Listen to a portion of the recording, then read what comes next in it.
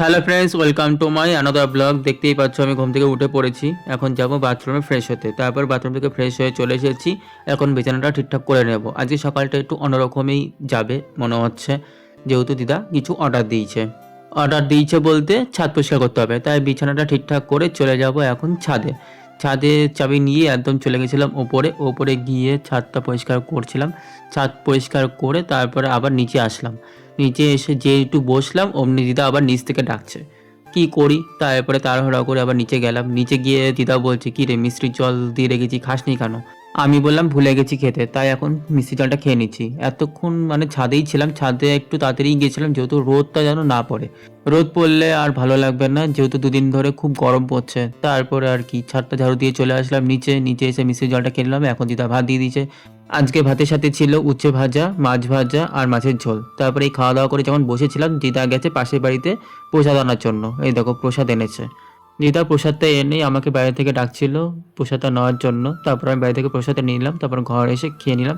এখন খেয়ে দিয়ে চলে গেছিলাম উপরে গিয়ে কিছুক্ষণ স্টাডি করলাম। স্টাডি করতে করতে প্রায় দুপুর গড়িয়ে গেছে, প্রায় এখন 4টা মতো বাজে। যাই স্নানটা করে নিই। তারপরে এই দেখো স্নানটা করে নিয়েছিলাম। স্নানটা করে এসে আবার বই নিয়ে বসেছি।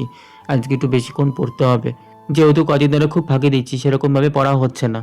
তারপরে তো কদিন পরে পুজো, মা মনসা পুজো, তখন তো আরও পড়া হবে না। তাই এখন একটু ভালো করে পড়াশোনা করে নিই। তারপরে পড়াশোনা শেষ করে এখন প্রায় সন্ধে হয়ে গেছে, এখন একটু বাজারে যাবো একটু দরকারে। তাই ব্যাগ ট্যাগ গুছিয়ে নিয়েছি, ব্যাগ ট্যাগ গুছিয়ে রেডিমেডি হয়ে নিয়েছি। এখন চলে যাব বাজারে। বাজারে যাওয়ার আগে দিদাকে বললাম গেটটা দিয়ে দাও। দিদা অ্যাকচুয়ালি শুয়েছিল, তাই দিদাকে বললাম একটু উঠে গেটটা দিয়ে দাও, আমার একটু টাইম লাগবে আসতে। তাই দিদাকে বলছিলাম অন্যান্য দিন তো তাড়াতাড়ি চলে আসি, আজকে একটু লেট হবে। তারপরে এই দেখো বাজারে চলে এসেছি। বাজারে এসে আমার যে কাজটা ছিল সেই কাজটা করে নিচ্ছিলাম। তার ঘন্টাখানেক পর এই দেখো বাড়ি চলে এসেছি। বাড়ি আসার পর দিদা আমাকে জিজ্ঞেস করছিল কি করতে গেছিলিস, কোথায় গেছিলিস। আমি বললাম এখানে গেছিলাম, এই দরকারে ছিল তাই গিয়েছিলাম।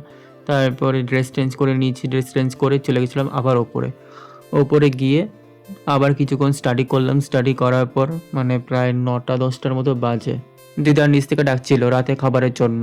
অলরেডি আমার খিদে পেয়েছে, সেই কখন খেয়েছিলাম। তারপর দিদা খেতে দিয়ে দিল।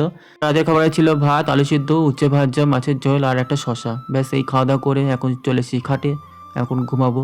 চলো আজকের মতো রাখছি, দেখা হচ্ছে পরের ব্লগে। টাটা সবাইকে।